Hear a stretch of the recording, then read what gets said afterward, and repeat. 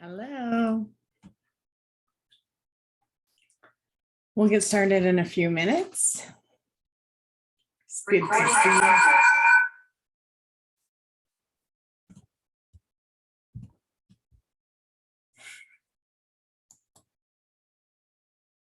Okay.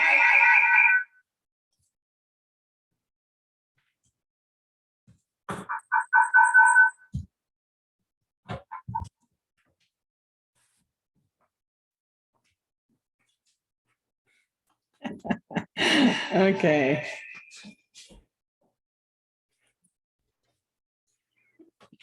Brett was a little close. Computer started to go funky. We're going to get started in 2 minutes. Good to see you. I think a couple more jumping on. Oh, more astrology. Well, today it's going to get interesting. And I'm like, part 4? I wish I had a part 5. So we'll see how we do tonight. So while we're waiting, the others will also get the video for this. Oh, the chat. Let me put that. I hope you, yes, Neo-Citrin. Actually, I'm doing a Neo-Citrin right now. I'm not, it's not that I'm not feeling good, but if I do too much psychic work, I get a bad earache. So I drink Neo-Citrin and it seems to help. It's either Neo-Citrin or I wear earmuffs. Earmuffs are like cozy socks for my ears in between my work. Yeah, okay. If it you cut out, don't worry. We're going to have this recorded. We have a big wind here too. It's pretty weird. It's so sunny and beautiful, but the wind is strong. And hopefully you won't see any robbers trying to get in behind me. There's robbers in our area. They've been going crazy for days.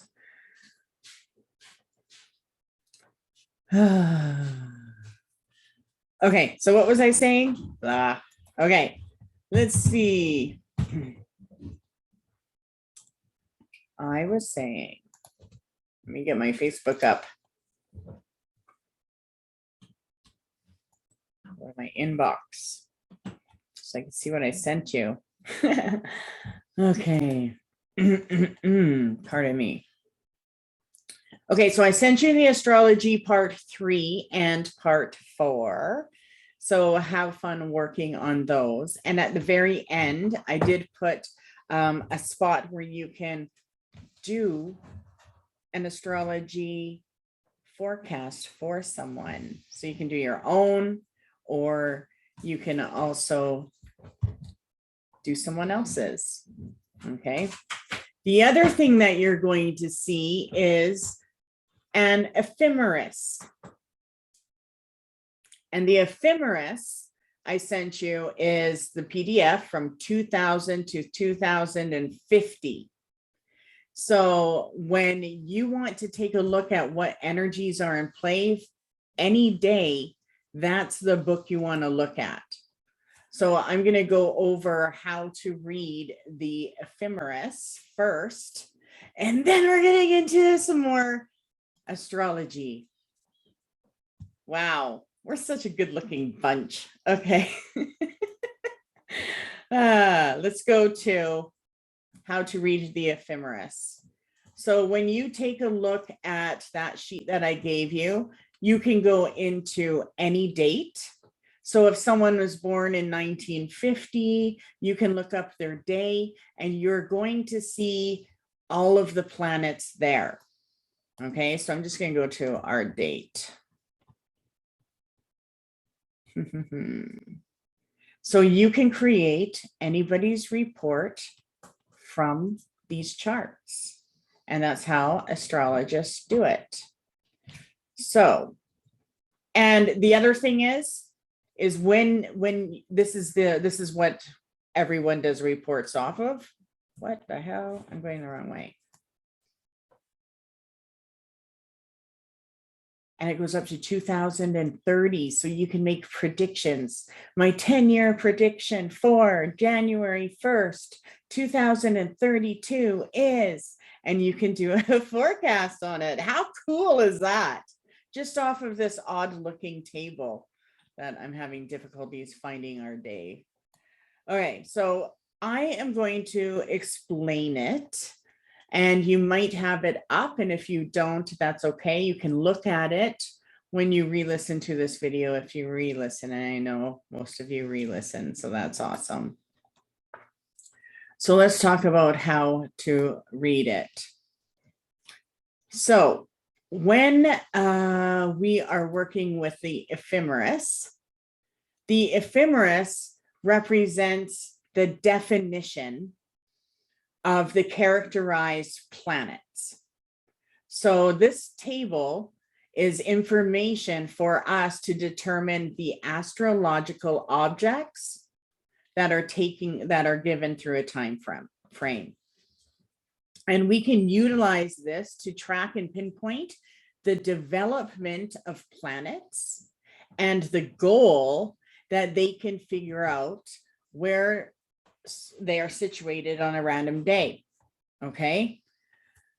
So you should know the symbols for the sun, the moon, the planets, the lunar stages, the hubs, and the signs, which is so hard. Like, I still look up certain signs. I don't remember them all. And it's like, what was that one again? And that's okay. That's what these things are for. They're for tools to help you.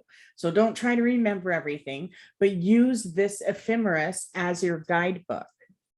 And as you get acquainted with the symbols, then you'll be able to look at most calendars and you'll be like, oh my God, the dark circle is the new moon. The white circle is the full moon. The half circles are the first and third quarter moons.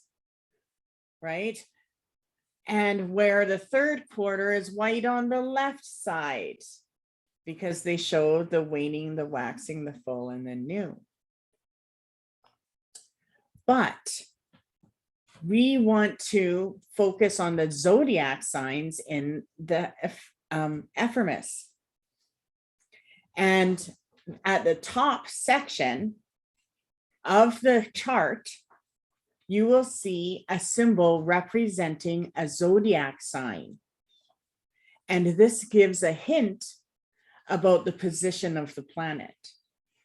And the numbers in every section show precisely in the zodiac sign the planet that's situated.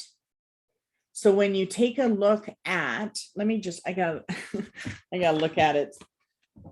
Okay, let me put one up. Okay, so one thing that's cool is these planetary guides that you can get every year. There's a blank horoscope chart, and they have the ephemeris in it as well, right? So you can see these ones are all spelt out.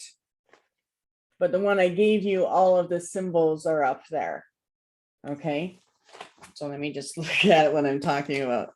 So the top part represents the planets. Okay. Then there's two numbers on them. And the numbers on one side of the zodiac sign is the degree. And the last class, we talked about the degrees and the position. And the degree is the number that is the privilege of the moment the planet is situated in that zodiac. So every zodiac sign is comprised of 30 degrees. And every degree is comprised of an hour. Now, don't worry if you're not catching it. And if you are, awesome. And the numbers to one side will also, so the other side, so you'll see the degrees, okay? And then the other row of numbers you usually see from 0 to 59, and that is the numbers to the right, okay? And there are times where we'll observe a second arrangement of numbers to one side of the sign, which are seconds. So every minute is comprised of 60 seconds. And on the ephemeris, the main section that has seconds are the moon and the sun. So every second counts with the power of the moon and the sun. Then there is what is called the astrodata. And that is the box on the right side. And this data, not everyone has.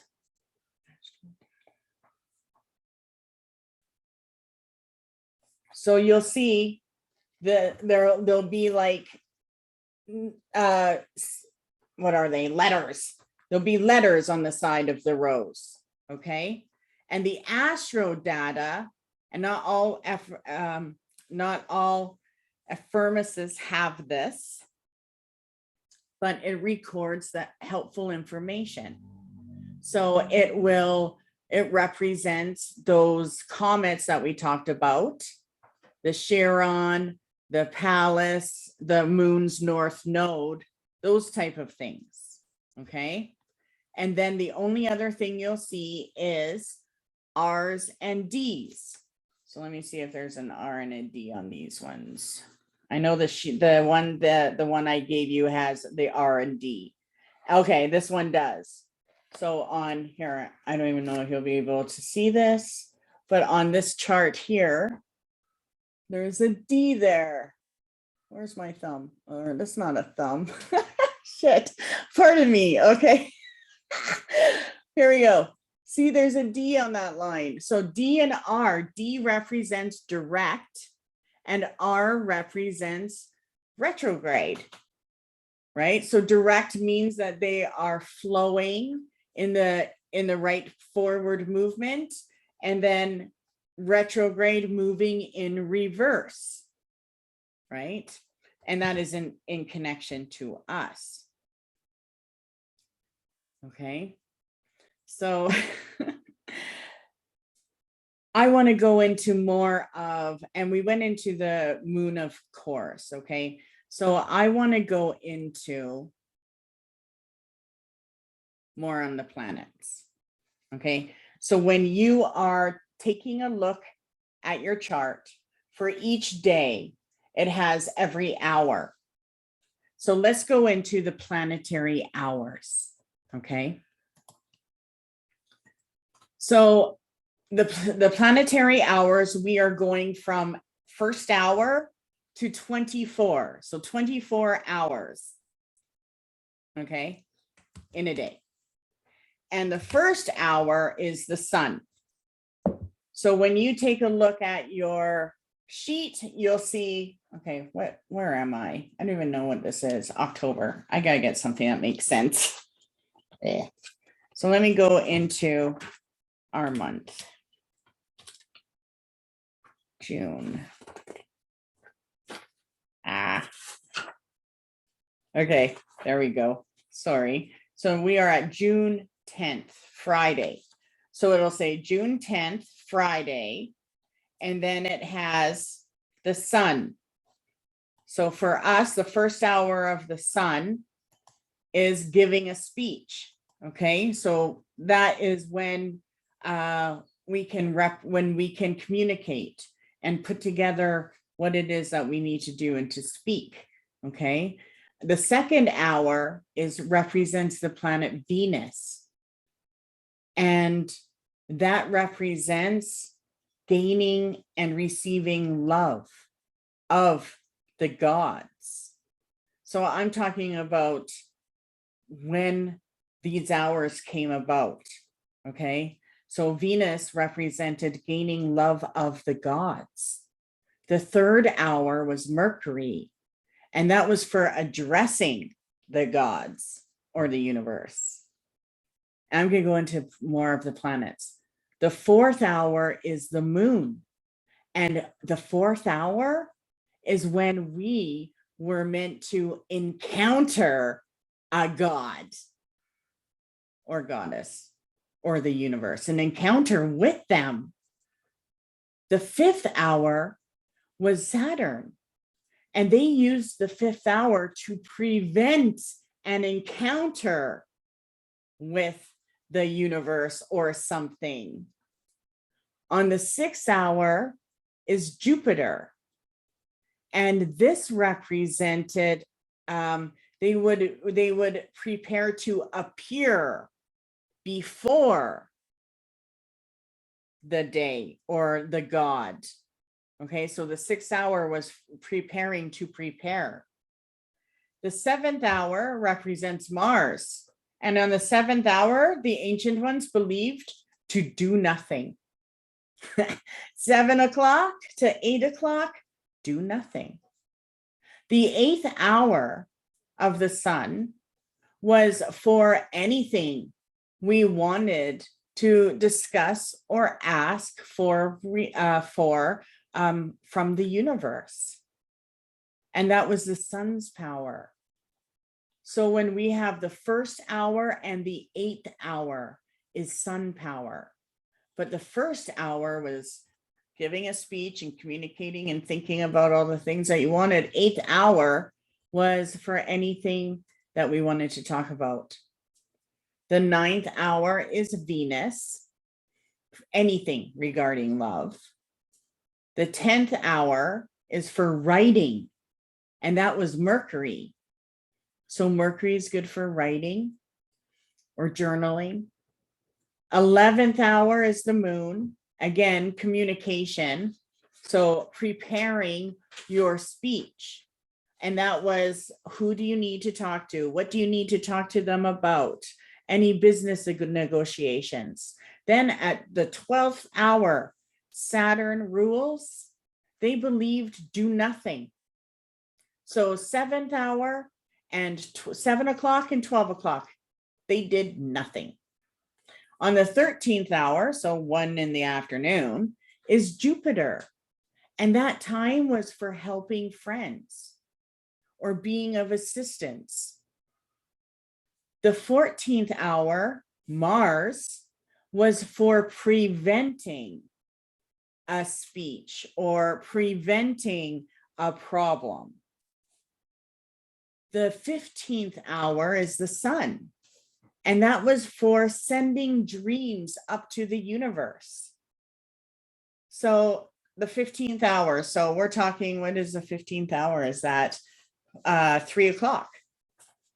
So 3 o'clock in the afternoon, you're meant to send your dreams to the universe. 3 o'clock every day. I always went by the biological clock. The biological clock tells me to work on my problems. I've always been working on my problems. So I'm going to switch that up this week. 3 o'clock, forget about my problems. It's now my dreams. We'll see how that works. Okay, enough about me. So we were talking about 15th hour, the planet or the sun for sending dreams to the universe. The 16th hour represents Venus for sending dreams to a lady or to the feminine or feminine power. So that's when it's like, okay, heal my body and, fix me here, lift me there, whatever.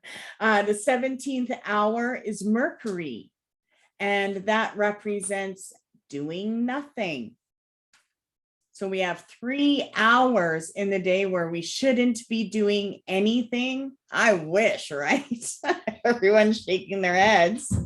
The 18th hour is the moon, and that's when we're supposed to work. So 18th hour, we're supposed to work and do something.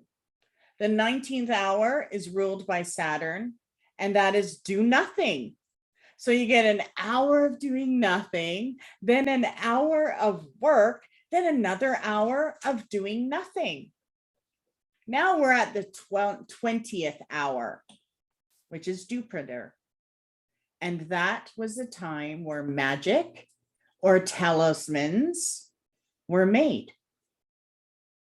On the 21st hour, it was preparing them for the appearance of the universe. And on the 23rd hour or the 22nd hour was the sun. No, I got lost. 20th hour, Jupiter making talismans. 21st hour, I forgot about, is Mars. And the 21st hour of Mars was used for binding and restricting. So binding and restricting others and any issues that you have, right? The 22nd hour represents the sun. And that is what your magic you do appears to the universe. And on the 23rd hour, it is Venus. And that is appearing before a lady. So you have the power of the sun and you have the power of Venus, which is the feminine, both present in power after magic was done. And then on the 24th hour, you rest and do nothing.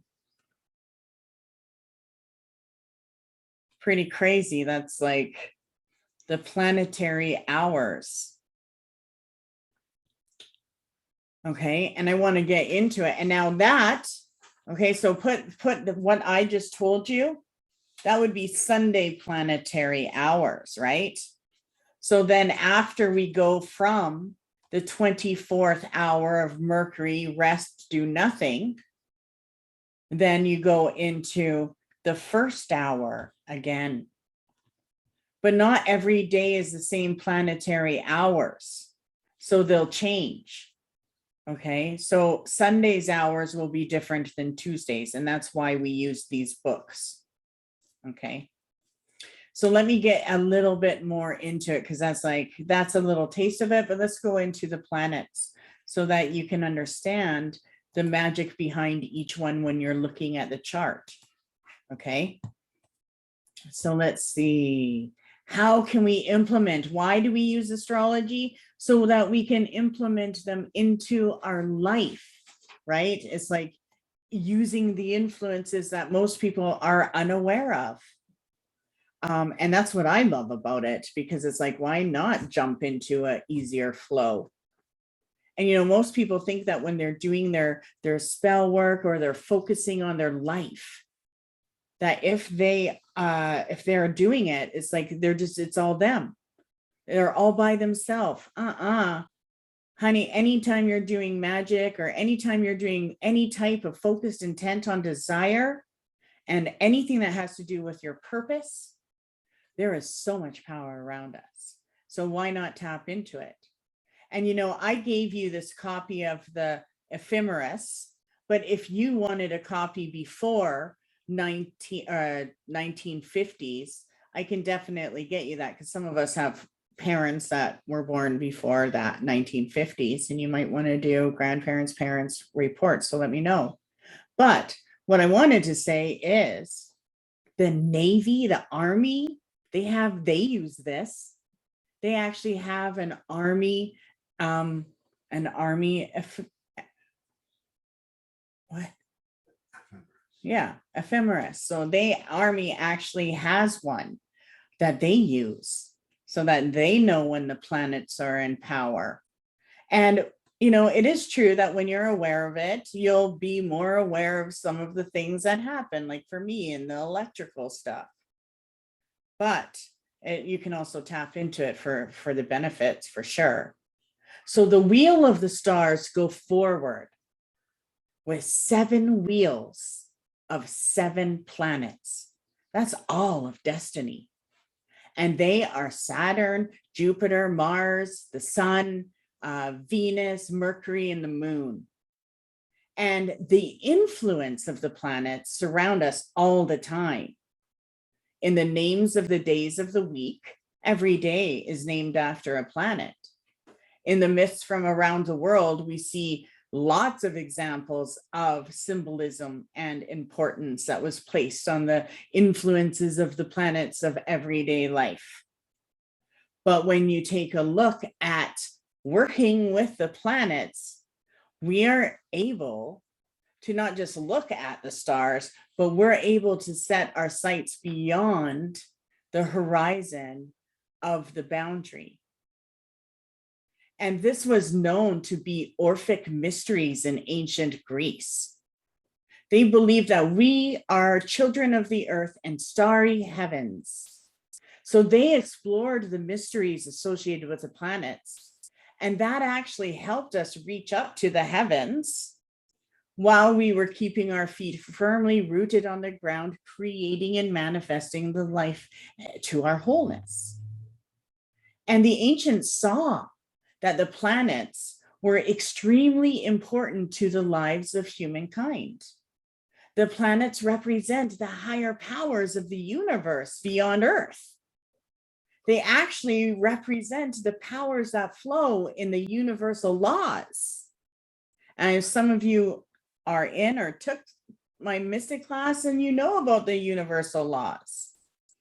And that's what it's about. For this reason, we can do planetary work and we can bring these stellar forces to us to empower our life or our magic.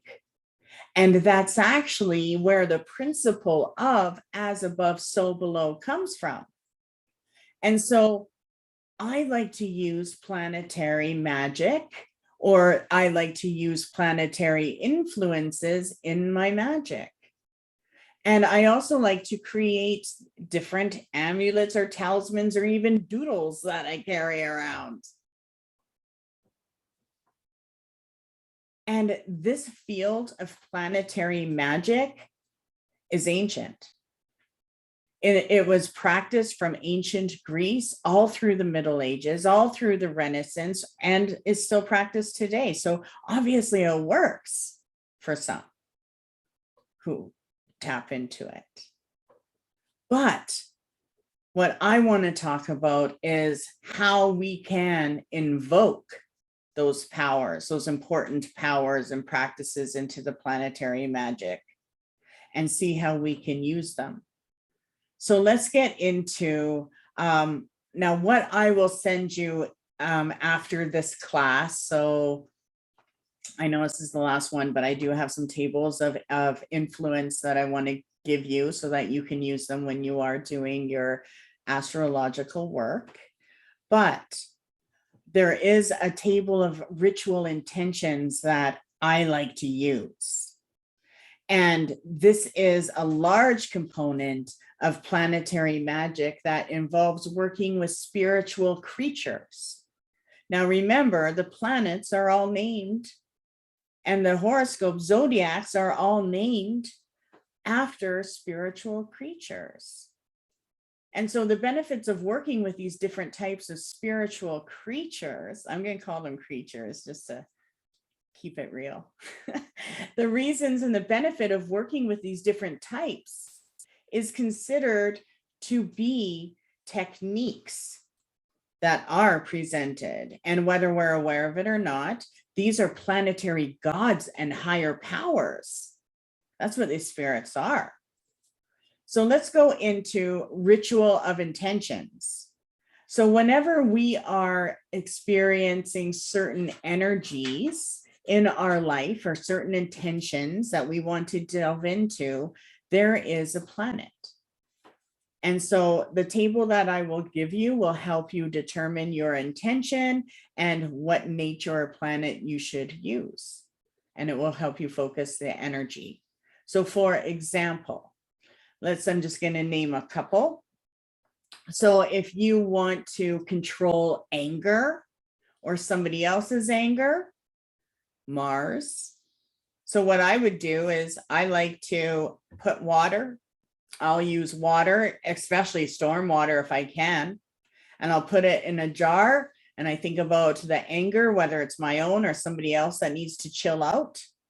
And I charge that water up with everything I've got, pour it in a Ziploc under the power of Mars, pop it in the freezer and freeze it. Once it's frozen, I wait until 3 days of Mars goes by. So 3 weeks, and then you can give it to the earth and let it go. But usually 3 weeks minimum to chill somebody out. So anger is Mars. If we want to meditate or astral travel, maybe we have a tough time meditating. Moon, the time of the moon, or Mondays is a good time, right? If we are increasing attraction, any type of attraction, whether it's love or money, anything that you desire, Venus is the planet. If we want to have safe birth, and we want to give someone protection, they're pregnant, Moon is the planet. For business success, Mercury. I use Jupiter as well, because Jupiter or the sun can be used for career success. If we want to develop our clairvoyance and our psychic sight, it's the moon or the element air. But the moon is the planet. If we want to create something and we're blocked and we want to create something new and we don't know what, Venus is the planet. Let's talk about duty and performing. Maybe somebody's not performing the way they should. We all know one of those, and certainly not ourselves. Then now I totally lost track. Performance. Which one was that now? Performance. Saturn. Saturn is the energy. For increasing energy, Mars. For increasing enthusiasm, so you're like totally dragged out, you need some enthusiasm and good energy, Jupiter. So Wednesdays are the days where we should be receiving energy. If we want to get rid of fear, Mars, so banishing is good. Friendships, Venus, learning about the future, Mercury or the moon is good for that. So I have an entire list of intentions and what planets I want to give you. So we'll stop there for that. So I do want to talk about the gifts that go into more of the gifts, because that is actually the exciting part of astrology and why we were born. So we were also meant to let me see where I'm going with this. So when you are studying the 7 planets, in the old days they were known as the 7 wandering stars. That's what the ancient ones called them. And so astrologers would always show forth what the divine had, what gifts, what powers, what virtues that we could receive from the celestial bodies that is the 7 planets. So the influence of each of these planets, or wandering stars, as the ancient ones called them, was one of the central mysteries of spiritual traditions. And these were actually something that were used and believed in like the first civilization of Sumeria. They used to gaze at the heavens. And this is like 7,000 years ago. So astrologers were artisans as well as ancient priests. They weren't called priests, but priests. They actually created language, a first known alphabet. And it was known as cuneiform. And it was more like arithmetic and astronomy. And from this came the first calendar. I find that quite interesting. Where do I want to go from there? So the Sumerians, the ancient ones, identified these wandering stars throughout the night, and they would watch them. which now today we know them as Mercury, Venus, Mars, Jupiter, and Saturn.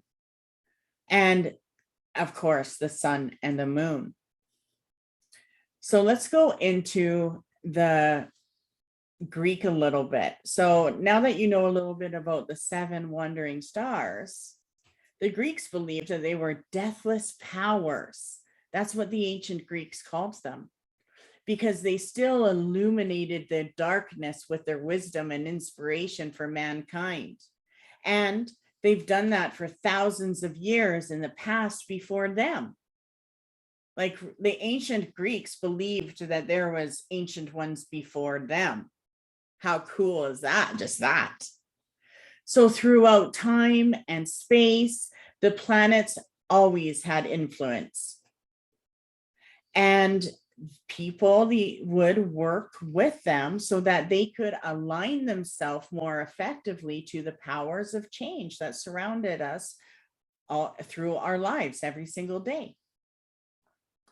So from the sun, nobleness of mind and judgment and imagination and the nature of knowledge and opinion and maturity, counsel, the light of justice, the reason and judgment to distinguish right from wrong, light from the darkness of ignorance, the glory of truth found out, and the charity of the mother and queen of all virtues. That's interesting. The sun represents works of wealth. And we represent Leo. So the sun is gold, orange, and yellow in color. It represents Leo. The metal is gold. The day of the week is Sunday. The element is fire, and the direction is south. And the concepts of the power of the sun represents advancement. So we can use Sunday for advancement, for dominance. I wonder why there's church on Sundays. For egotism, for friendship, for greed, for healing. Sunday is an amazing day for healing, for illumination. It's also used for individuality or to promote joy and success and personal power and wealth. But the main concept of Sunday and the power of it has to do with willpower. And I always found it interesting that Sunday was the day they chose for church. And the gods and the goddesses that are associated with Sunday is Apollo. And this is just a short general. You could look up any god and goddess and they'll tell you what day of the week they represent. But for me, Sundays represent Apollo. They represent Helios, which is one of my favorite. Lu, they represent Ra, Sekhmet, and Sol. And the archangel for Sunday also, and the sun, represents Michael. So, okay, I'm going to take a sip because I know I'm going to start talking really fast.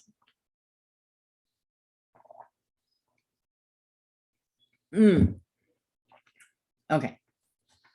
So the sun is the center of our universe. It's the giver of life through its light and heat. And it's unsurprising that it should have been a central object of our human fascination and our worship for so many thousands of years. The sun represents spiritual power, and it represents the heart or center, the radiation of energy. And it embodies the idea of consciousness, the reality of the soul and the spirit. And, you know, just that, right? The embodiment of the idea of consciousness, the reality of the soul and spirit is why I love the day so much. because that's life. Our soul and our spirit is alive in the idea of our consciousness. And the massive size of the sun means it comprises more than 99% of the mass of our solar system. It's true. And that's why it is the heliocentric nature of so many world religions. So with its connection to power, the association between the sun and royalty and wealth are there. So the sun has become known as the planet for advancement and success. So we want to look at, where is the sun sign in your chart, right? The drive to succeed is accompanied by the strong will or the strong-willed. And that is very essential for every single person's spiritual path. And the friendships that's associated with the sun is also surprising until you actually consider the illuminating and the life-giving qualities of the sun. Like the sun, a true friendship adds light and joy and growth to our lives. The people who are true.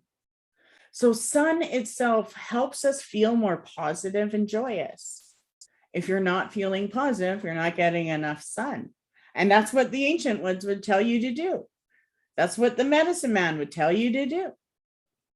So without enough sunlight, we actually feel less motivated and positive.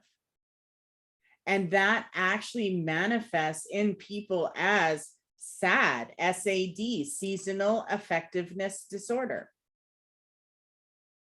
So the importance of sunlight for life is also seen in the plant kingdom, right? In the process of photosynthesis. Without the sun, without the photoplankton in the sea, the entire food chain would break down.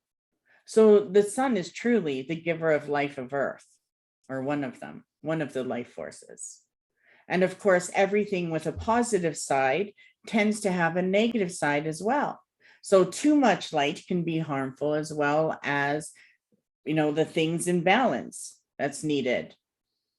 So the Earth herself provides the balance through her daily rotation, ensuring we experience the regular cycle of day and night.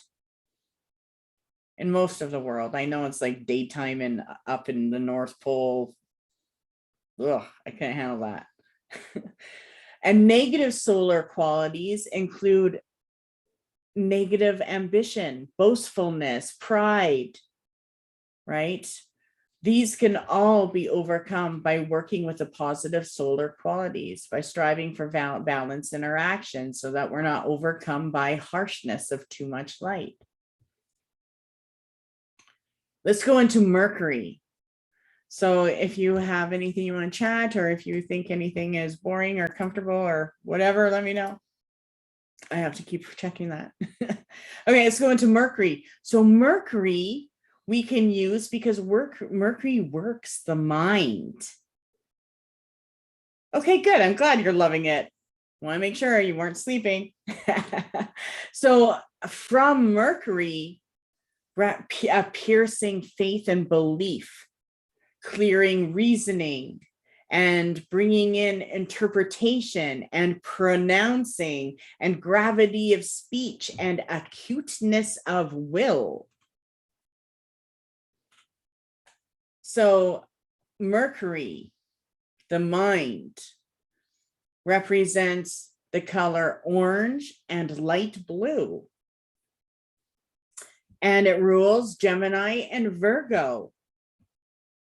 And the metal, and the reason why the metals was also so important is because that's what they would use for talisman making, right? Magic and alchemy was huge in the old days. But it also represented Wednesday. So on Wednesdays is the power for working of the mind. And of course, the ephemeris is going to tell you which hour of each day has Mercury on it. So you can check the book for that every day, right? But we know generalized Mercury is Wednesday. And the element is air, and the direction is east. And the magical powers that we can tap into for Wednesdays and Mercury is business, communication, deceptions. So what's going on Wednesday? Is there a deception coming up? Because that's the day they come up. Or the planetary hour, to be more flexible, right? If we need more flexibility in our life, healing is awesome, as well as insight. Magic in general is good for Wednesday. Anything that has to do with magic and what you want for the future. Memory, anything with the mind, headache healing, right? Eyesight, anything with the head. Music and poetry, protection magic is good for Wednesdays. Focusing on theft magic and protection, and travel is good on Wednesdays. And the archangel represents Raphael. Raphael is a healing angel. So Mercury is the smallest planet and closest to the sun. It actually orbits every 88 days. And the ancient Greeks initially associated Mercury with Apollo. And in the morning, it was Apollo in the morning and Hermes in the evening. And so they subsequently called it Stillborn, meaning the gleaming one. And the old ancient Babylonians named Mercury after Nebu, which was the messenger god. So Mercury is associated with various qualities of communication, but also trickery. And both of these useful qualities were there when you were communicating with the gods. And these qualities were connected to Mercury for communication. So Mercury has come to be connected with healing. And that is one reason the sign for Mercury is the catechist that you see on all of the ambulances. The original catechist was a rod with a single snake that's curled around it. And it's become more norm to have the winged rod with the twin serpents that was born by the Greek god Hermes and the goddess Isis. No, the goddess Iris, not Isis.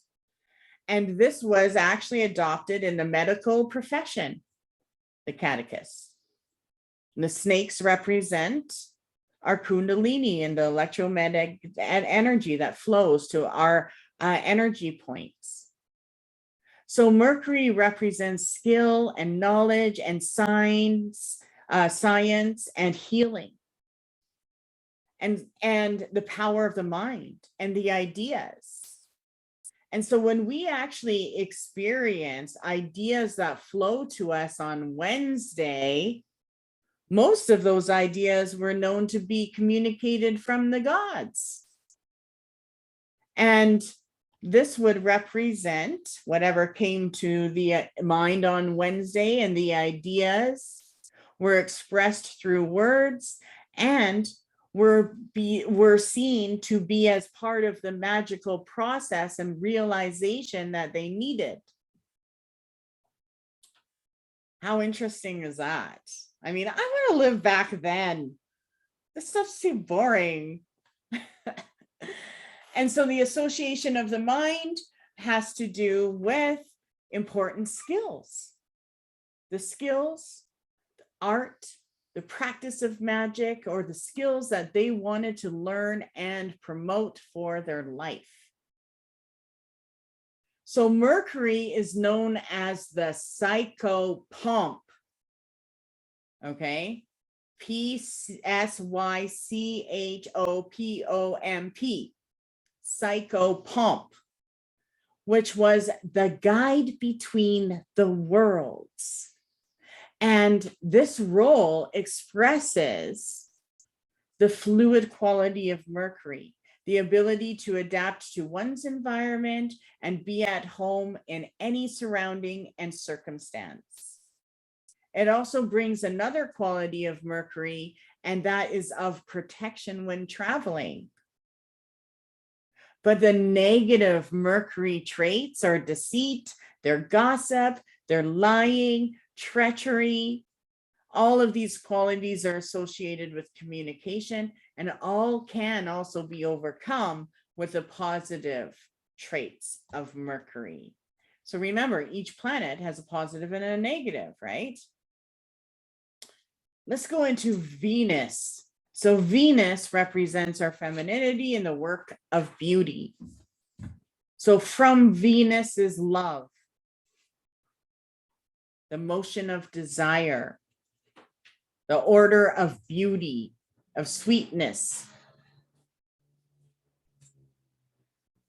So the colors of Venus represent pink and green.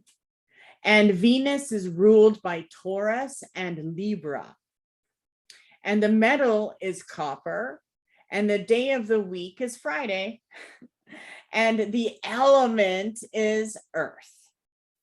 And the direction actually represents the center, the spirit. That's one reason why I love Venus. She is such an amazing goddess of creation. I do a whole I'm a ritual bath person. You should see my ritual in the water. It's so awesome. And I invoke Venus in all of my baths. So I love the planet Venus and the goddess Venus. So Venus represents the center. And the magical, why we use Venus in magic, how we can tap into Venus is whatever we're trying to attract. Art, invoke, when we look at art or when we connect to art, there is a spiritual power that comes forth. Beauty, culture, emotions. So all of our emotions are connected to Venus. Fertility. So want to get pregnant? Friday's the day, get it on. Grace, right? Inspiration, dealing with jealousy, of course, love, passion, pleasure, self-confidence, being social. And the tools for Venus actually represents a necklace or a harp. Okay. So that's one reason why people like to have a sacred necklace. And the deities that are associated with Venus are, of course, Venus, but Aphrodite, Astarte, Hathor, Inanna, Ishtar, is one of my favorite, and Lucifer. And you know what I love is that Lucifer, if you go as far, far, far back as Lucifer ever was, you would learn that Lucifer was Venus. That the morning star, that Venus, goes up with the sun and down with the moon. And later became Lucifer, the morning star. And the archangel for Venus is Uriel. I love Uriel, the angel of prophecy and vision. So Venus is the second closest to the sun and the nearest size to the earth. The nearest in size to the earth. And it's our neighbor. Venus is the brightest planet in the sky after the moon. The first to be seen in the evening as the evening star, and the last to be seen before dawn as the morning star. And the Babylonians, they believed that Venus was the name, knew Venus by the name of the goddess Ishtar. The ancient Greeks associated the planet Venus with Aphrodite and knew it as the light bringer. And as the light bringer, it was Phosphoros. And as the dusk star, it was Hesperos. And the name of Phosphoros was associated with the Greeks, with the goddess Hecate, the goddess of witchcraft, and her twin torches, which was seen to symbolize Venus as the morning star and the evening star. So the name Phosphoros was also attributed to the angel Lucifer, the fallen angel. So love has always been associated with the planet Venus. And this is reflected in the story of Venus. For it is said that love makes time stand. And the Venetian day is longer than the Venetian year. It takes Venus 225 days to orbit around the sun, but 243 days to rotate on its axis, giving it the longest day of any planet. And so Venus also rotates in the opposite direction of the other planets. So from Venus, the sun would appear to rise in the west and set in the east. I love that. It gives you goosebumps.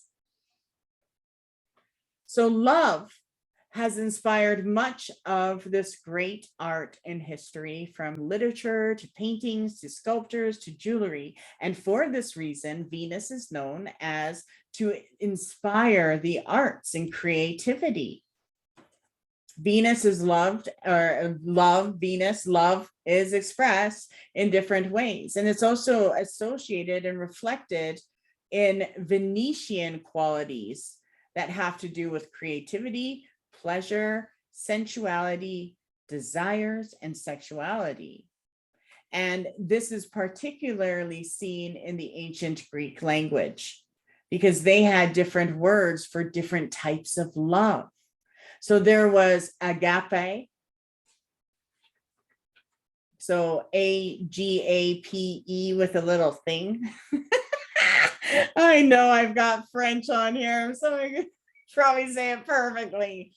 I probably said it so wrong. But agape represented spiritual love. Eros, EROS, is physical love. Storge, STORGE, is familiar love. And philia was friendship. So they had different names for different love. And another quality of Venus represents friendship and the level of attraction that that friendship has, not sexual, but you know, when you click with someone, they're like a soul family.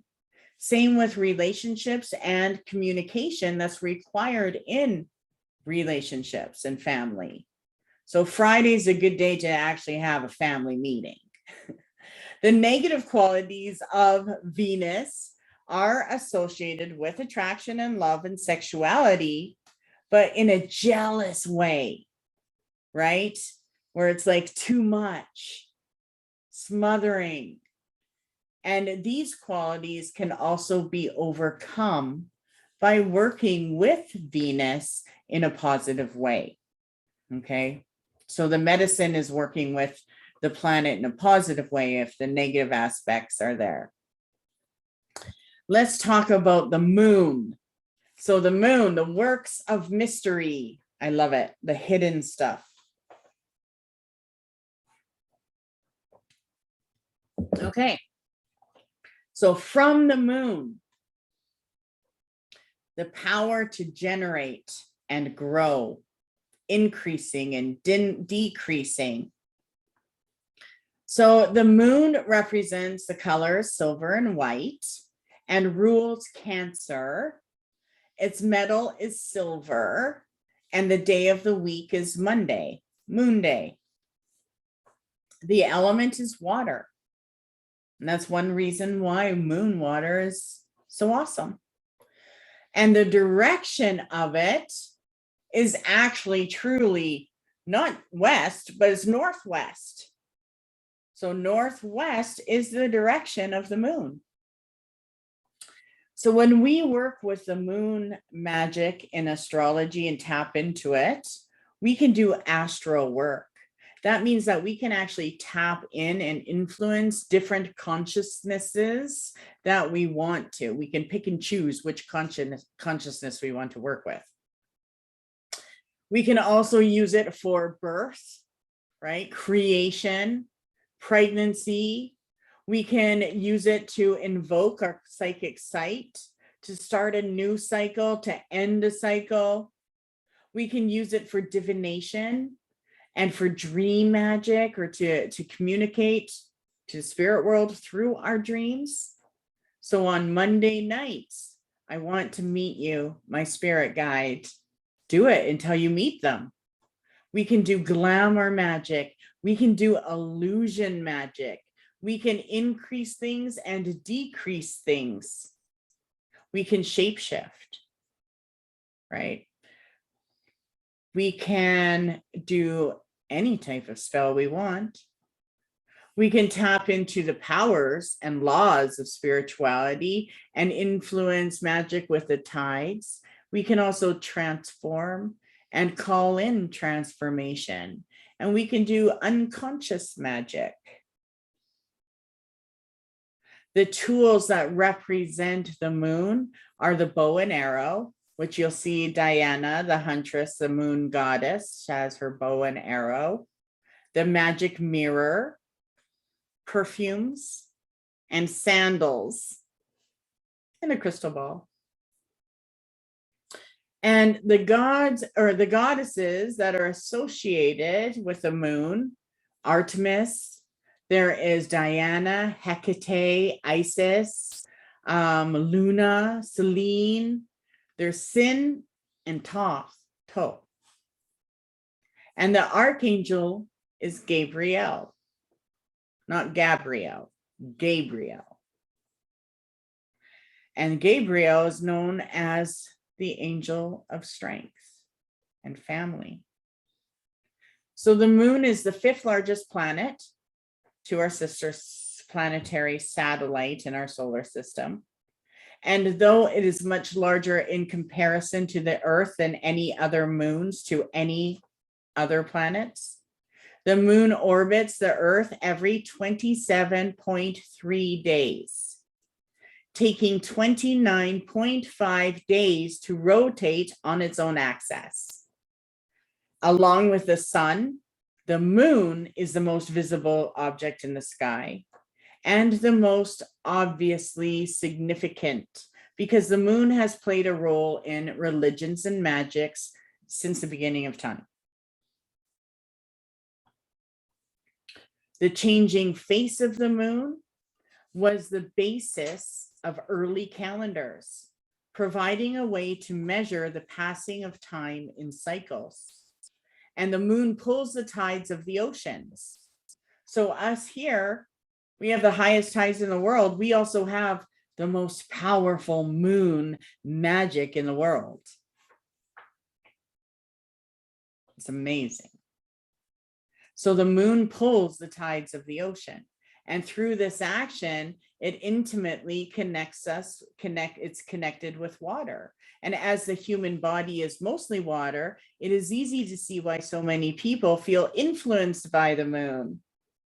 The extreme of this, of course, is full moon madness. The source of the term lunatic, for people whose behavior became more erratic at the full moon. And the tidal influence of the moon is also used in magic to describe the effects of the moon phases. A waxing moon from new to full is considered to be a time of increase as the light level grows, and the waning moon from full to dark is considered a time to decrease, a time to let go as the light level diminishes. So if I'm calling in magic, there's no way in hell I'll call in magic during a waning moon. That's when everything's releasing. I'm going against the powers of nature. I do my money magic during the waxing moon, when it grows and I'm receiving. So the strongest light force during the hours of the night, the moon. And the moon has come to be connected with the unseen, the unconscious, our dreams, our psychic powers. And this is resulted in the power of the moon being greatly emphasized in magical work, as it's seen as encouraging the development of the psychic senses and holding sway during the hours when people are normally sleeping, when dreams are expressing the language of the unconscious. It's cyclic in nature. And the moon is associated with events from both the beginning and the end of life. And this is the birth and the communication with the dead. And that's why we can connect to the dead and the powers of the dead with the powers of the moon. Negative lunar qualities create delusions. They're fantasy prone in nature. They're inconsistent. We've all met a lunatic. We know what they're like. But working with the positive qualities of the moon can overcome all of that, right? I love the moon. Mars, let's go to.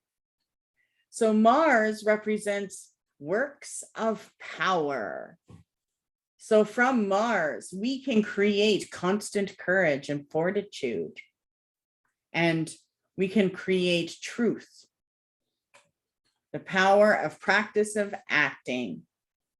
So the color for Mars is red, and it rules Aries, but it also co-rules Scorpio.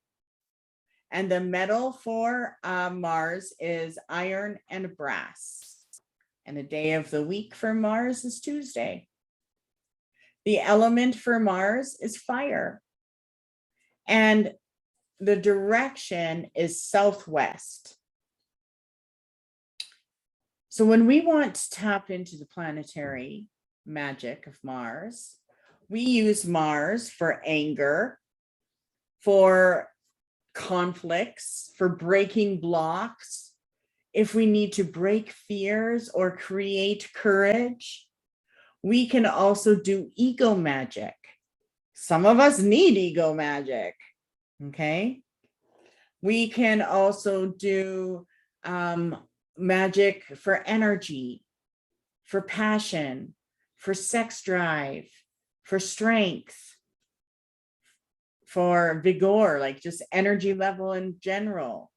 I like to use it, a fire element, for pain. And the tools associated with Mars is the whip and the hammer. Yeah, the whip. The gods and the goddesses associated with Mars. I'm doing Mars, right? There is Eris, Horus, Mars. Those are the gods that I use for them. Is it Bellona? And yeah, I said Horus. And the archangel is Camael. So Mars is known as the red planet because of its color when it's viewed in the night sky. But the ancient Greeks' name for Mars was Pyrosis, which meant the fiery one. And the Babylonians named Mars after the war god, Nergal. I forgot about that god. And so it's the fourth planet from the sun. And of all of the planets, Mars is the most one that is similar to Earth because it has a day, and its day is 24.5 hours. And although its diameter is just over half of that of the Earth, and its year is much longer, at 687 days. So Mars was originally associated with farming and agriculture, but it became a war god, a reflection of human development from man's early agricultural roots being overtaken by the human nature. So Mars has two moons. There's Phobos, which represents and means fear, and Deimos, which represents terror. And these were named after the sons of Ares, the Greek god of war, which is also equated as Mars by the Romans. So both moons are very small and are also thought to be captured asteroids. But Mars is associated with sexuality through its passion and energy. And because of its connection to wolves, the primitive instinctual nature, the flight or fight instinct, Mars is also associated with that, the transformation into animal form. And that's one place where werewolves actually came from, were creatures, as well as were tigers and were leopards. So in magic, this type of primitive transformational energy is sometimes referred to as atavism and is sometimes utilized for sigils or for talismans to empower them with a very strong, energizing, emotional current. So it is known as the warrior planet. Mars is associated with these qualities like courage and strength and action. And Mars provides the courage to act and the energy to see the action to the end. Whoops, I almost pulled my earphones off, pointing. It also provides the strength to maintain the ego as the core identity. So people that don't have the self-worth or confidence that they should utilize Mars energy and magic, right? Even just lighting a candle during the hour of Mars would trigger more of that. So Mars represents maintenance, whatever it is that we need to maintain, the problems that we are fighting, or the powerful energies that we need to flow more freely. Those are the things that we want to associate Mars with.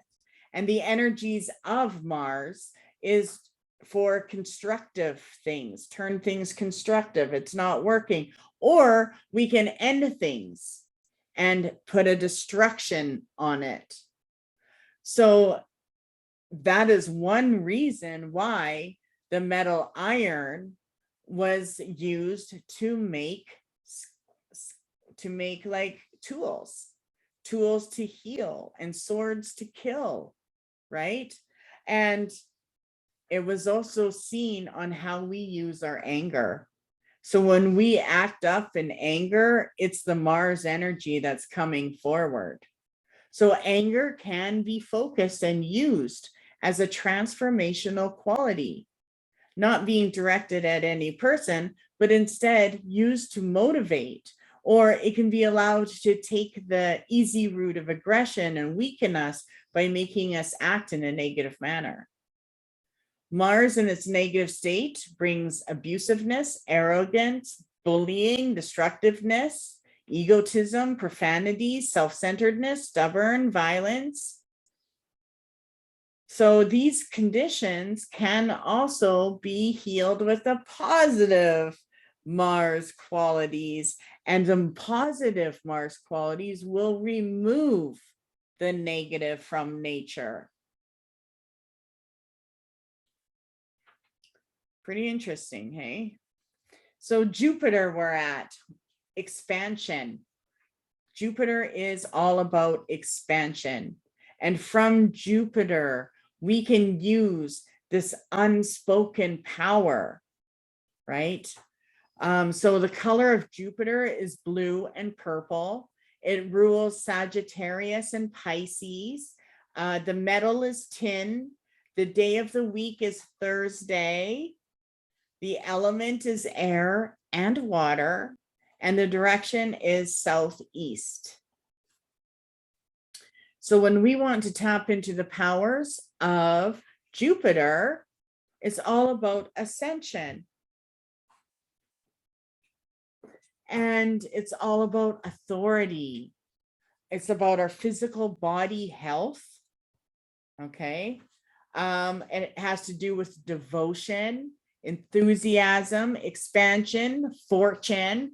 So I like to gamble. That's when Jupiter is in power Thursdays, I do like to gamble. Luck, right? Honor, humor, morals, politics, religion, responsibility, truth, and wealth. That's a lot.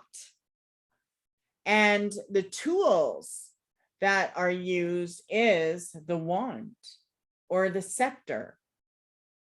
And the gods associated is Amun, Fortuna, Jupiter, Marduk, Zeus, and the archangel is Zadkiel. So Jupiter is the largest of the planets and the fifth out of the sun, and it has at least 63 moons. And the largest of these is considerably larger than the Earth's moons. And unlike other planets, Jupiter radiates more heat than it absorbs from the sun. And that's why its connection is about expansiveness, because Jupiter was the ruler of the gods and is associated with the qualities of reflection in position. So the ancient Greeks associated Jupiter with Zeus and called it Python. The ancient Greeks the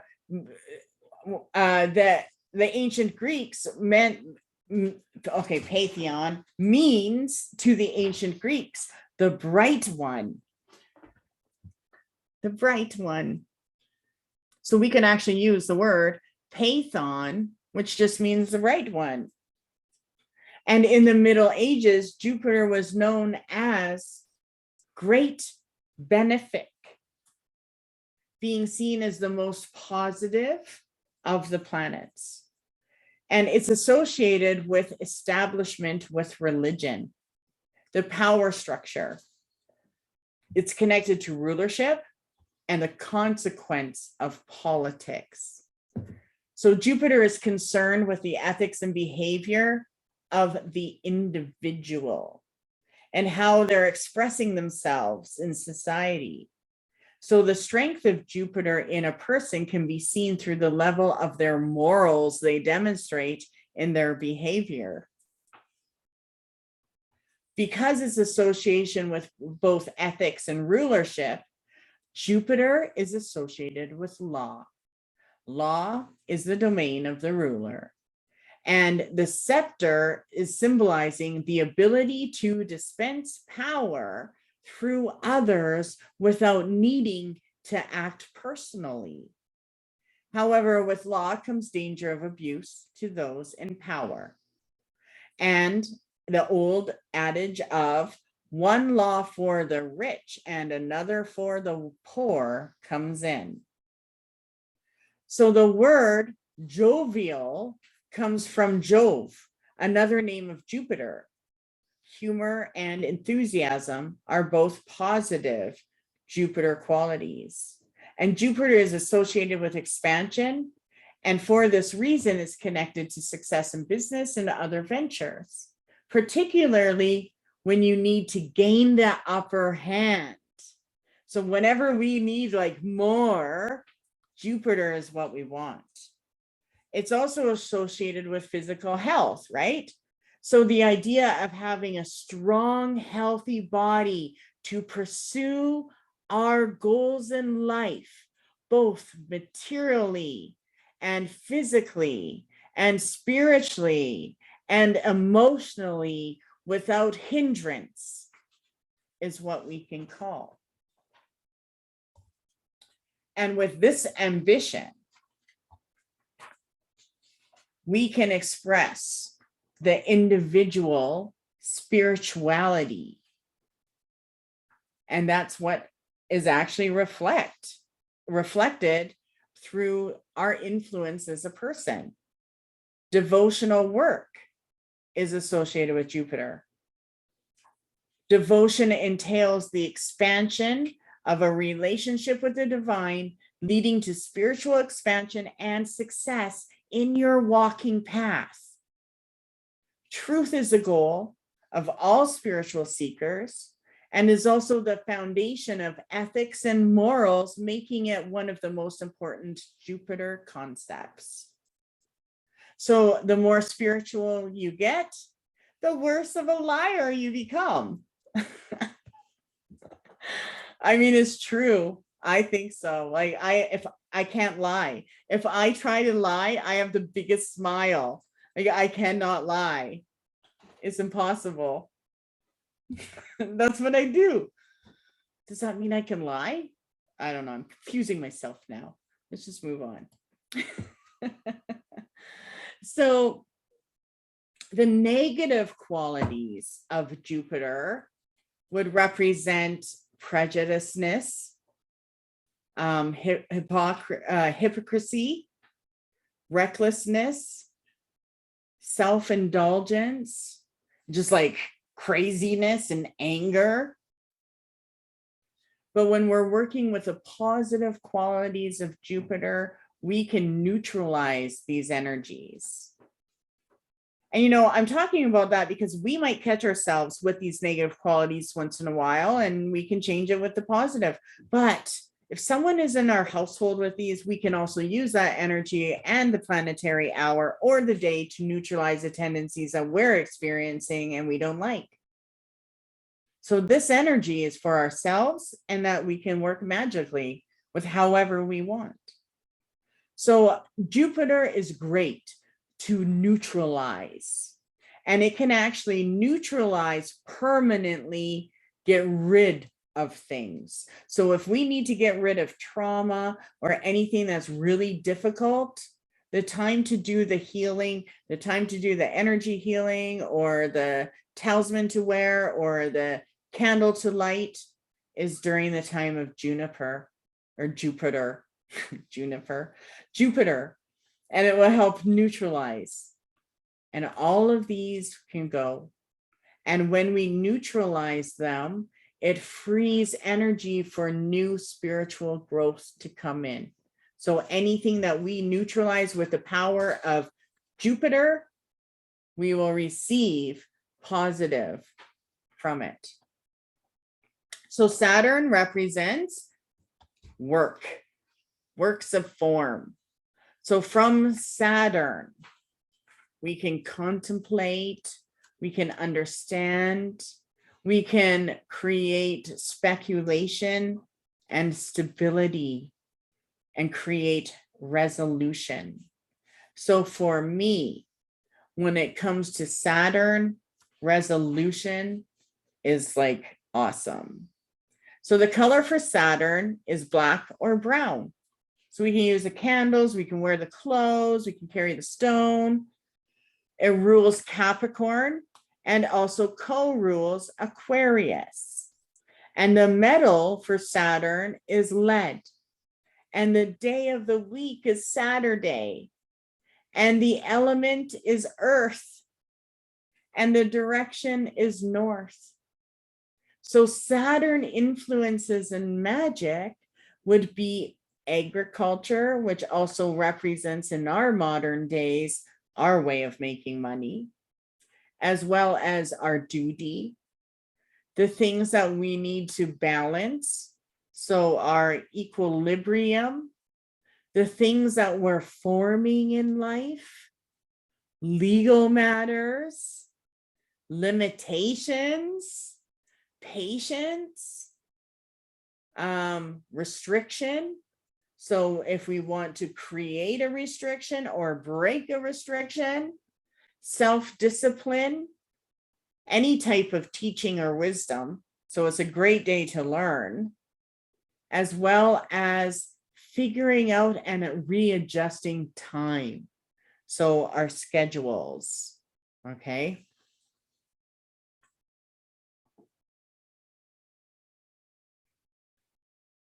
Ooh, that was good. Okay. The tools are the veil. Yeah, the veil is the tool, as well as the sickle. Okay, and that's the curved blade, as well as the hourglass or the book of shadows. And the gods associated are Janus, Kronos, as well as Saturn. And the archangel is Zapkiel. So it's Tzapphkiel.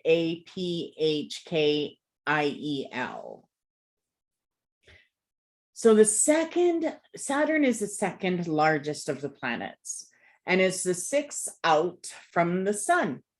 So Saturn is best known for its rings, which are mainly ice particles combined with particles of dust thought to be the remains of moons that were destroyed in the past. Saturn has 56 moons, probably more now, but 56 moons, and was mostly named after characters from Greek and Roman mythology. So the largest moon of Saturn is called Titan, and it is the only moon in our universe dense enough to have an atmosphere. And many of the other moons are named after actual titans from the Greek myths. So to the Greeks, to the ancient Greeks, Saturn was known as Phaenon, meaning the shiny one, and is also associated with the god Kronos. Saturn takes just under 29 and a half years to orbit the sun. And this period of time, being known in astrology, is the Saturn return.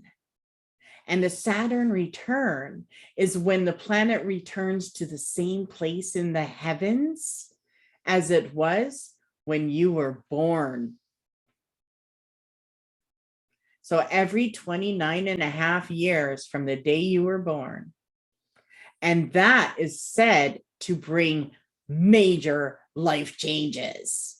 So every 29 and a half years. So Saturn is the most, what would it be, unaligned of the planets, and can be seen from its old name, the Great Malefic. And the Roman god Saturn was actually the ruler of the Golden Age and was the god who taught man agriculture and how to sow seeds. So Saturn is associated with time and form, as well as solidity of matter. So when we do magic, anything that we want to like manifest into physical form is earth element. In ancient times, Saturn was the most distant planet visible to man. And so it was the boundaries of the universe. And as the outer boundary, it was easy to see why Saturn was associated with time and boundaries. But Saturn is a great teacher because the energy of Saturn teaches us to balance, and it also makes us self-disciplined on how we deal with the material world through structures and laws that sometimes feel restrictive. They provide the physical framework we need to function. and they remind us of our duty in a social and personal situation. So when we understand how things work and we're competent in performing them, we can effectively move beyond the limits of that current situation into the next. And the patience, the prudence, the practicality of Saturn are all qualities for maintaining a healthy balance in our life and not being overwhelmed by excessive tides of emotions or energy. In the Kabbalah, Saturn is attributed to Sephira of Binah and is associated with a dark mother. Binah is known as the city of pyramids, a good analogy to the power of Saturn, as the apex can be seen as the place where force manifests down into the form of pyramid. So, as the only planet with a density less than water and associated with a quality of the transitional place between force and form, it is particularly appropriate for Saturn. And the negative qualities of Saturn are anguish, desperation, lying, rigidness, sadness, melancholy. And of course, all of these states can be encountered by working, can all be counteracted by working with the positive qualities of the planet. And some of these qualities can be permanently removed, but others like melancholy or sadness can creep back in and then must be recountered whenever it occurs. So that is the power of Saturn, and the negative qualities can actually be reoccurring. Interesting, hey? So if we have reoccurring things that we need to get rid of, we want to use the power of Saturn to try to get rid of them. So let's get into, let me see where I want to get into.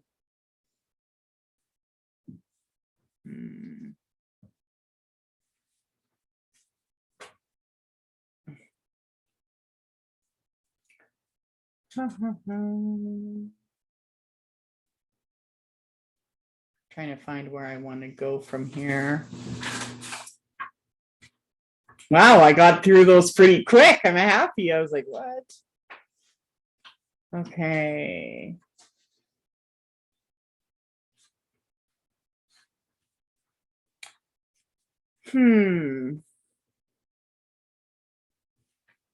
I have a bunch of invocations of all of the ancient invocations that we use in magic. I'm trying to go through. Let's see.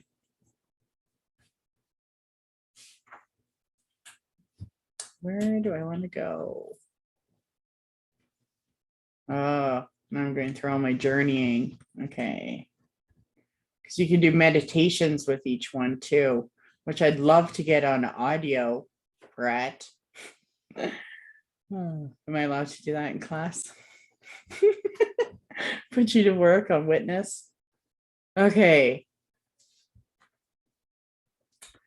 So we went through the planets, the type of magic performed on the days and the hours. Planetary days we did. Okay. So remember, the sun is Sunday, the moon is Monday, Mars is Tuesday, Mercury is Wednesday, Jupiter is Thursday, Venus is Friday, and Saturn is Saturday. Okay, I'm gonna go back to see what we need. Okay, so I do have a chart I'm going to give you that has all of those hours we talked about, the planetary hours. Yeah, I know you might have to rewatch this. Oh my God, there's so much information. But I did try to put everything in the exercises for you. Okay, let's see, where else should I go from here?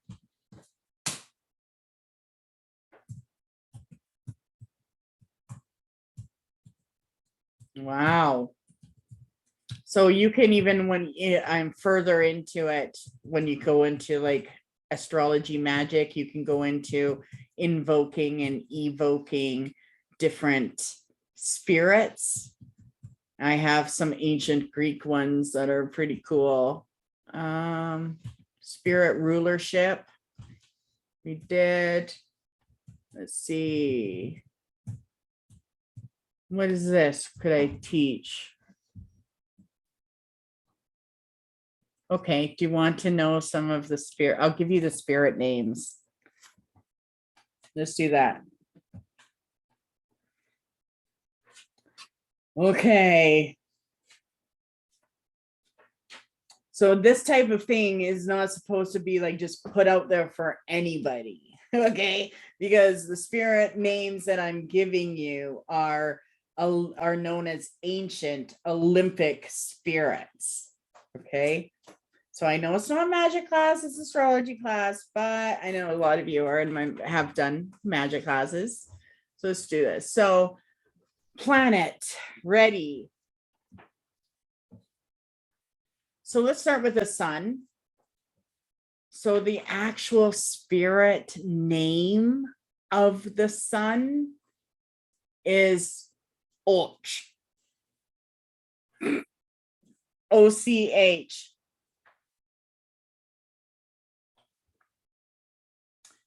And whenever you invoke, a minimum of 3 times, and Och, if I say it one more time, it'll be invoked. So Och, oh shit. Yes, I gotta light a candle. Ah, Brett, can you light that candle behind me? I said it 3 times. That green one in my cauldron. So right there.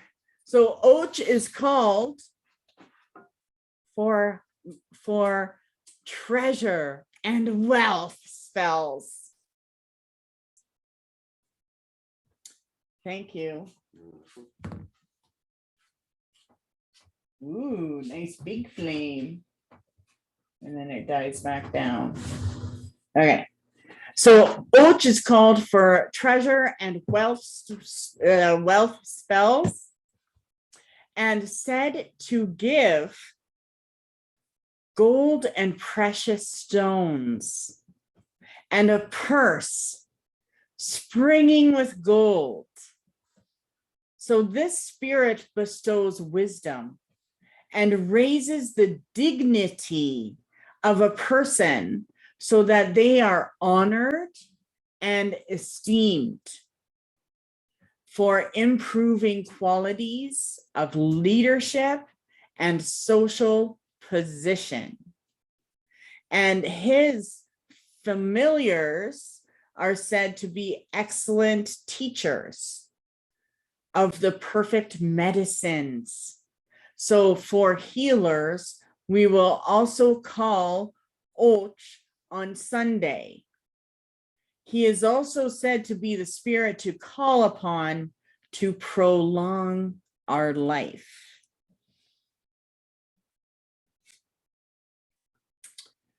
Mercury, and I'll type it in here, even though I don't think you can see the type on the thing. Okay. So let's go into Mercury. So Mercury is Ophiel, Ophiel.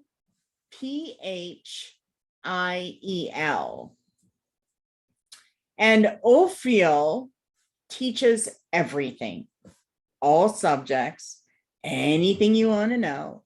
He is the spirit to call to help learn things. And he also gives us our familiar spirits.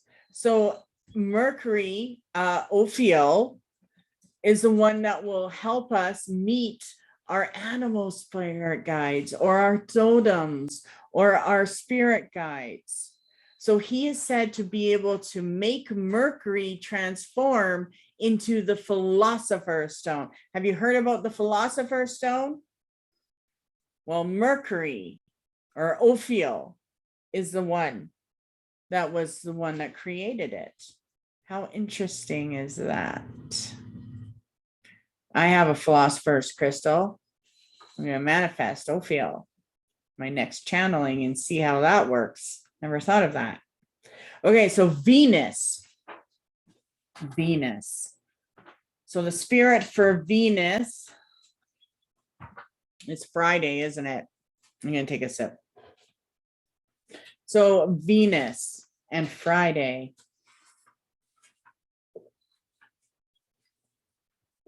Oh, it's so good. Oh, after talking all day and you just have those bubbles. Oh, okay. Venus's spirit is Hagith. Hagith.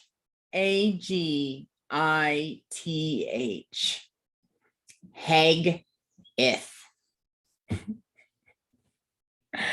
And Hagith is the spirit that increases personal beauty and attractiveness, and is said to transform copper into gold and vice versa.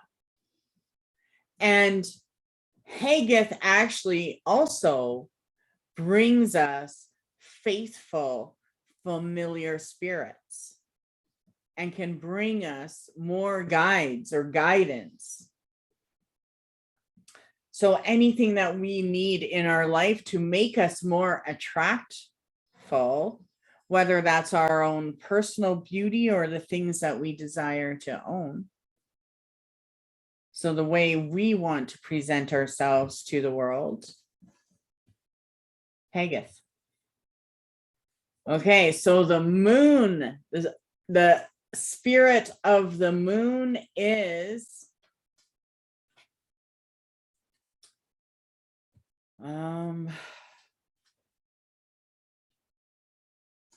known as Phul. So Phul. Full moon, but the old way, Phul. And it was actually Phulisa was the name. So Phul is a healer who can prolong life and can transform things. So whatever we need to transform, Phul can do it. And was known to create all metals into silver. And Phul, or Phulisa, is the one that gives us our water water spirits. So water spirit guides, or if the Undines, the ruler of the Undines, water creatures. So healing, emotional healing, and transformation. So the ancient spirit for Mars was Phaleg. Phaleg. And pardon me. Phaleg raises a person to great honor in matters of war. So whatever we're fighting in life, okay, our personal battles, whether it's a person, a situation, a thing, we can call Phaleg to help us. Jupiter is Bethor. Bethor. And Bethor raises a person to greatness. So we can call upon Bethor when we're trying to gain promotion or when we want to improve our life, especially if there's a lot like we want to improve. We can all use some improvements.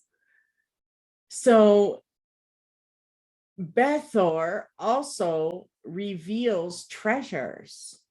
So this spirit will bring you the idea of your next greatest opportunity or treasure or whatever it is you should do for making money. And they don't want us working for someone. When we call up these spirits, they're like, you're the God, right? If you can invoke a spirit, that spirit sees you as a God. Remember that. We see ourselves as humans. We're not humans in the spirit world. So Bethor reveals treasures and wants us to connect those precious stones. Or when we go to places and a stone draws our attention, that's Bethor's power. And he actually likes to transport precious stones from one place to another. So whenever we put an offering at a stone down or move it from one place or another, we're actually activating the spirit. He improves our psychic powers and is also said to make mediums work miracles. So who do you call before you do a reading? Yeah. And this also is a spirit to help ensure that the air spirits give true answers.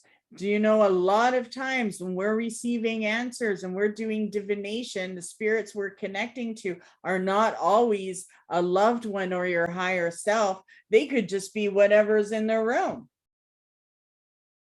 So, pardon me. So when we call in Bethor, we can trust the answers that we're getting. And this spirit is also known to prolong life, but also give us the power that we call and keep. So I love Bethor. Okay, Saturn. And the other way you can also summon these spirits is just by using the planetary symbol. So when you carve the symbol of Jupiter in your candle, that funky cool 4, right? You know that Bethor is the one that is doing the bidding, right? So Saturn spirit is, sorry, I always have to sometimes saying these spirits. Oh, whew. Doesn't want to say it. Okay, just a minute.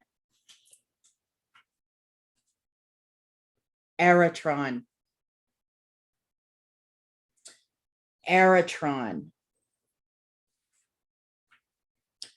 Aratron. So Aratron.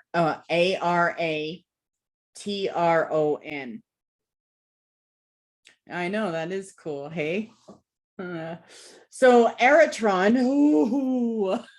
I'm sorry. Aratron teaches alchemy, magic, and healing, and is associated with transformation. And this spirit's power has been given as converting anything into a treasure. So remember, spirits, they like to be activated to do something, right? So a lot of these ancient spirits were used to gain treasures of different reasons, right? So this is one spirit that wants us to seek treasure, and he actually causes the barren to become fruitful. Okay? So that includes finances, that includes pregnancy. He also teaches invisibility. So if someone's like got their eye on you, this is a spirit to call to make you invisible from them. And that's one thing that I like to use this spirit for, is actually protection, right? Also gives long life and helps with familiars. And when we call Eritron to deliver us or send us our familiar, he brings our familiar to us with definite power. Okay. And so the spirits that are known to come forward from Eritron were known to be subterranean spirits. So he was known to create, I don't know, I guess it would be like more under, like these spirits are more understanding of the human, I guess, the human nature, right? I guess I could say. Pretty interesting. So those are the spirits. And there's also seals, ancient seals that were used to manifest them. And I will, I gotta write a note down. What I'll do is, do you got a pen and paper? Okay, so I want to give out the spirits that we just discussed. And there was another chart I said I was going to do.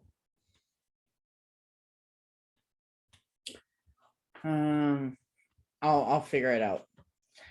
Pretty interesting though. Hey, those spirits. I love working with spirits. Like, it's one of my things. It's like I started working with spirits at a young age. Let me see, what else do I want you to see? Yeah, like you can do full, maybe we should do one of these rituals one day.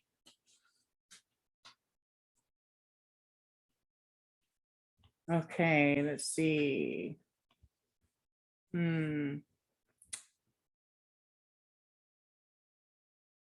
Yes, you can call them on the day of the week they're associated with, or the hour. Or if that moon is in power too, right?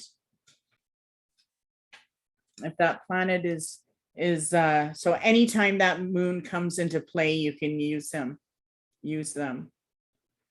I'm just trying to see if I'm missing anything. Yeah.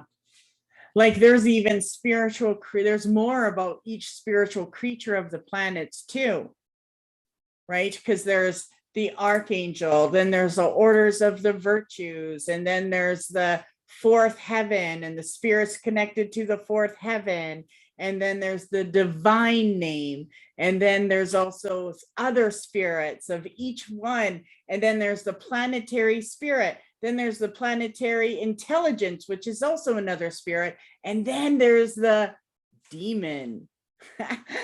So there's a lot more spirits associated with each one of them. And, you know, there's just so much. But we should do a spirit and we could do like an astrological spirit class one day. But I gotta get my shit together. I got too much stuff going on. Brett's already telling me I'm doing too much. But yeah, I did want to do a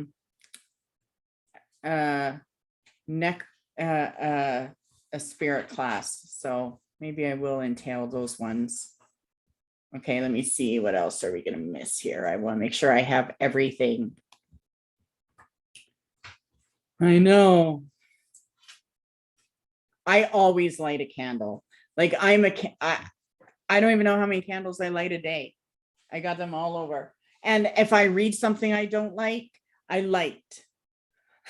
Do not let me miss this. So yeah, candles are huge for me.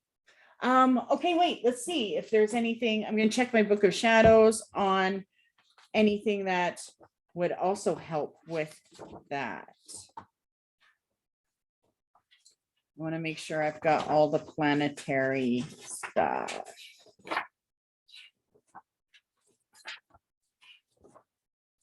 Timing. Okay, so a little bit more about timing of rituals. So you can add this as well. So Mondays are Capricorn and Leo. So anyone who is a Leo or Capricorn, you can do magic on them on Mondays. Or if you are a Leo or Capricorn, that is your day. So you can do magic on anything you want on your day. So Monday's Capricorn and Leo. Tuesday is Cancer and Taurus. Wednesday is Virgo and Pisces. We also have Thursday, which is Libra and Aries. Friday is Sagittarius and Aquarius. And Saturday is Scorpio and Gemini. Sunday is equal for all the signs. So Sunday, we can do anything we want. Okay. I have a little bit. That's my little book of shadows I'm using. So let's do, okay, so let's do this too. I'm just going to go off with what I have in here before we end. So let's go into waxing. Waxing spells. We can attract, we can uplift, we can draw towards us, we can improve our situations, we can reunite things and restore things. So waxing moon. The waning moon is always banishing, driving away things, releasing stuff. So for me, if I was going to do a spirit release, it would have to be during the waning moon or the new moon. I would not do a spirit release when it's waxing. The waxing moon is when we are receiving power. So I do everything I want to receive, everything I want to call in is waxing. Where waning is everything I want to get rid of. And if you're actually aware of the moon phases in your life, you'll realize that all the shit that you need to deal with comes up during the waning moon. And all of the things, all the goods that you called in during your last full moon comes in during the waxing. So I actually pay my bills during the waning. I let it go. But I call in the money I receive during the waxing. Now, if a bill is due during the waxing, I was just, no matter what, whenever I pay my bill, I call it back 3 times. And be like, I'm paying this universe, it's $628, but I want $884. I'm just going to pay out what I want and leave it. So waning is cleansing and purifying, right? So banishing, driving away things, getting rid of things, defeating things. So everything that pisses you off, get rid of it during the waning moon. That's the time where we reverse the curse, as well as cleansing and purifying.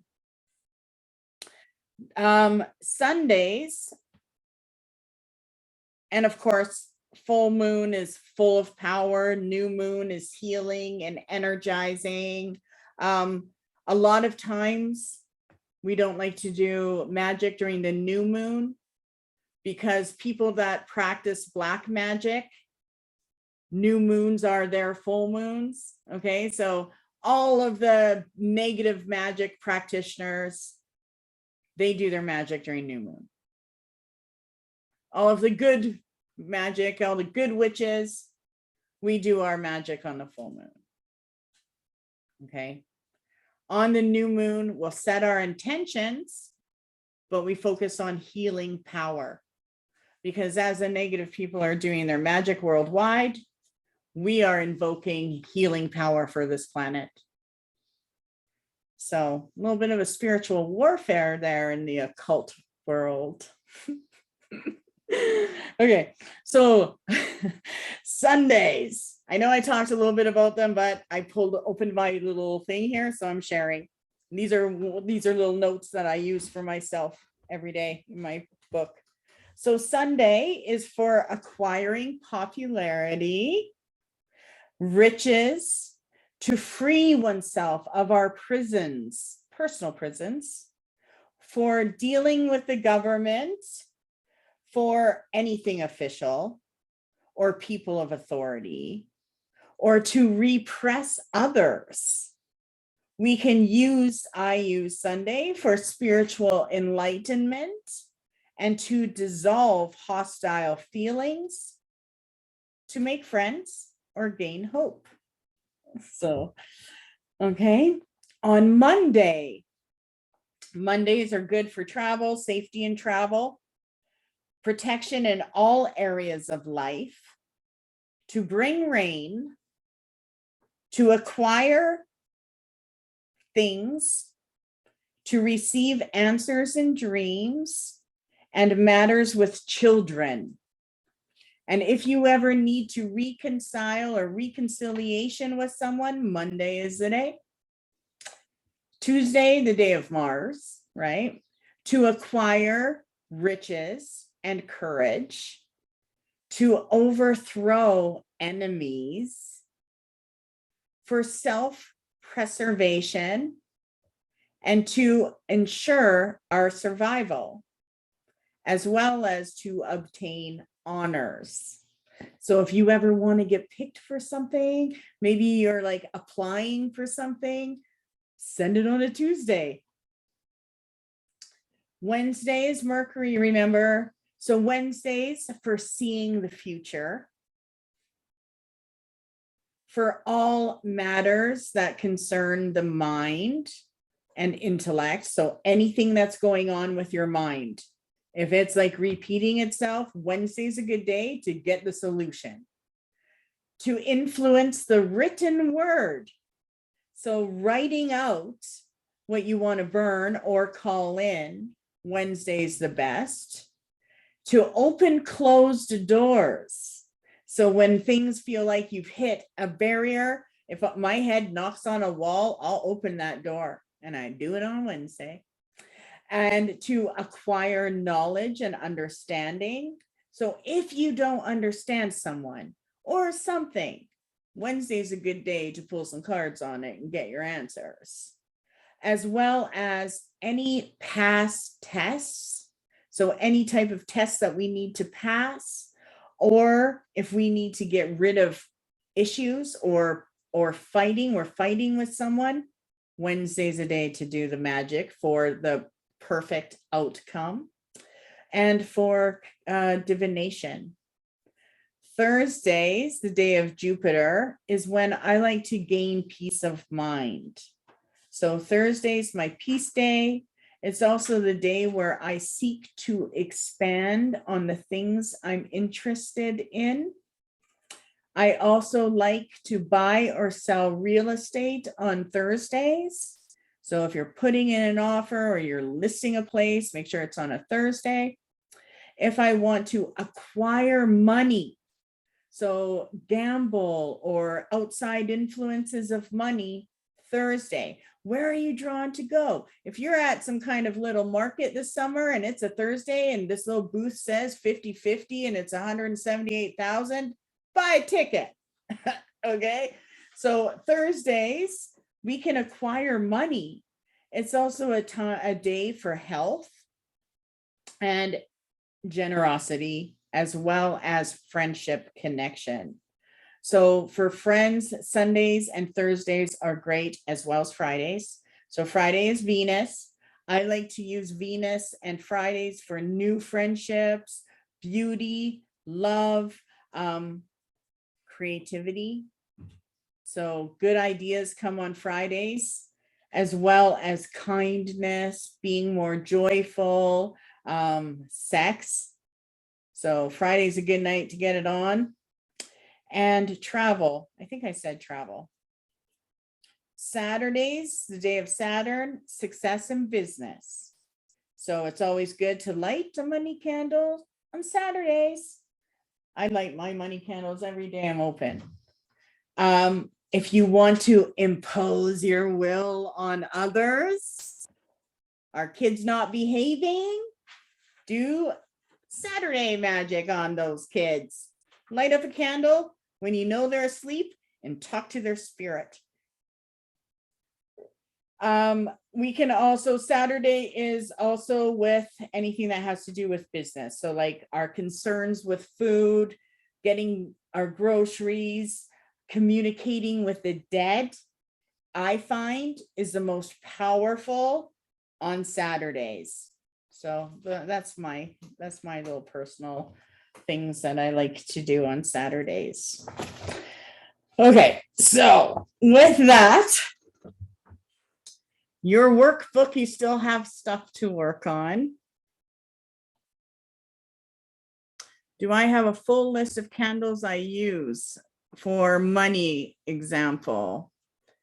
I have, well, in my fire magic, my candle magic class, I go through that, and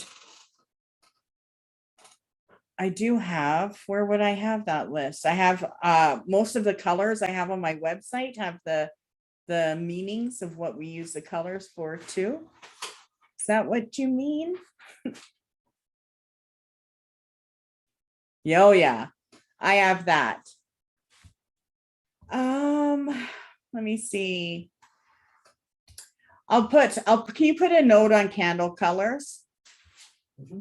I'll put a little thing together for this one and put a candle colors on there for you and what you can use them for. And then, yeah.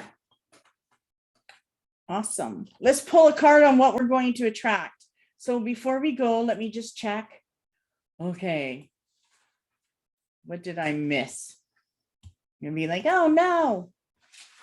Okay, so we did go over the ephemeris, and that, I have to be honest, when you're doing it, it's going to take a little bit. Like sometimes, like it took me, I'm still learning stuff about astrology. You'll never not learn. There is a good website though, and it's probably the best one that you can actually click on, and it gives you all of the information you want.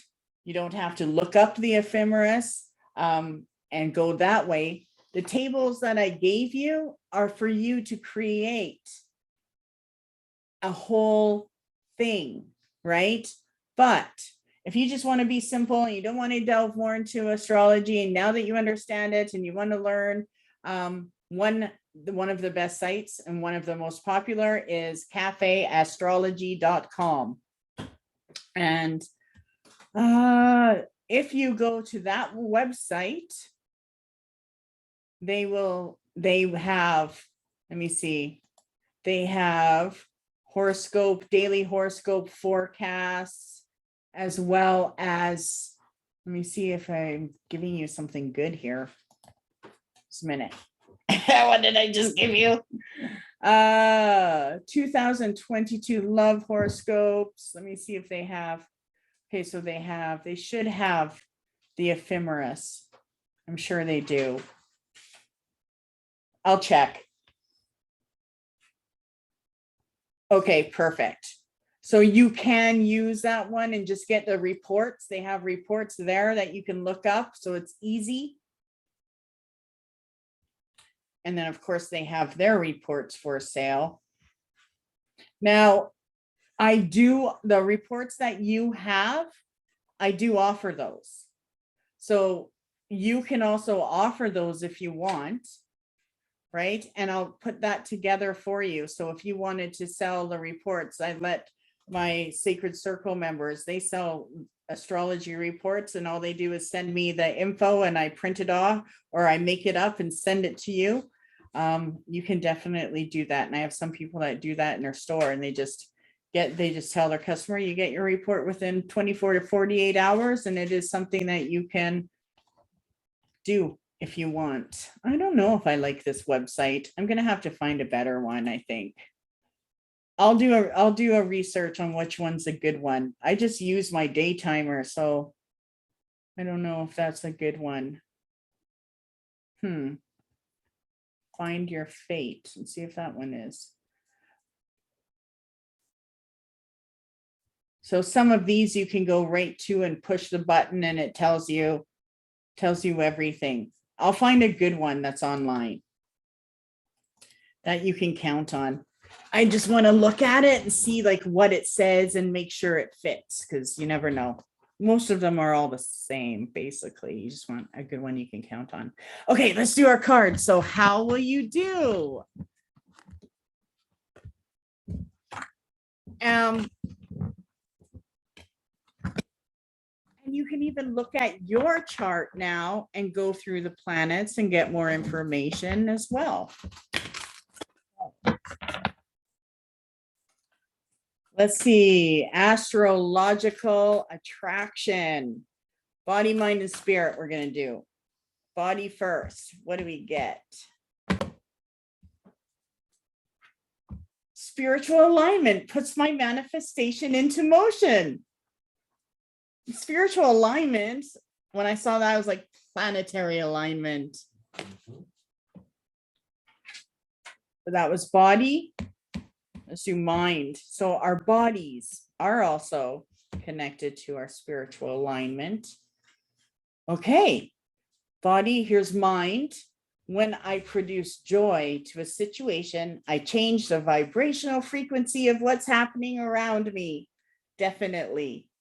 And I want you to try to focus, like use intention on what I taught you. Because Thursday, right? You can do that magic. See how it helps you. And if it works, why wouldn't you use it?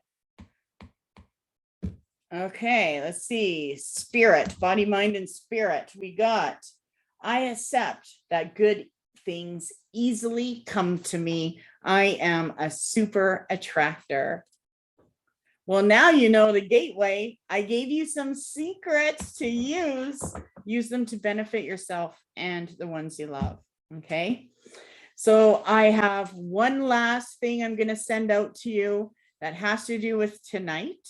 And I might do a spirit workshop, like we said, in the future, but it's not going to be right away. My next 2 months are nuts. So I loved this. You'll get this. The one I was talking about was Astro. Okay, astro.com.